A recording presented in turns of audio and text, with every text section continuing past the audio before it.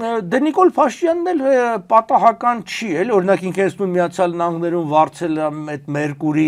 լոբիստական ընկերությունը մեր հաշվին, բյուջեի հաշվին $600,000 տարեկան փող է վճարում, որպեսզի իր լոբինգ անեն, ներկայացնեն լավ լույսի ներքո եւ այլն, նույն ձևի ինքը տարբեր այսպես համաժողովներ է հրավիրում, էլի մեր հաշվին եւ իբր ներկայացնում է, չգիտեմ ամեն ինչ լավ է, հետո գիտեք ինչ է,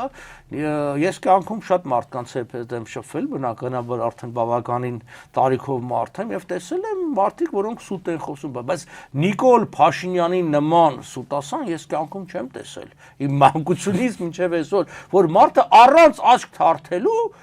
խոսում է բեմից պաշտոնապես, ասում է լրիվ հակառակ բաներ, ինչ որ տեղի է ունենում, այսինքն ինքն իրեն է հետքում շատ հաճախ։ Բայց ինքը առանց ամոթի զգացողության, ինքը կարողանում է բեմից ասելու բաներ, որը ցանկալի է, հաճելի է այդ լսողների ականջներին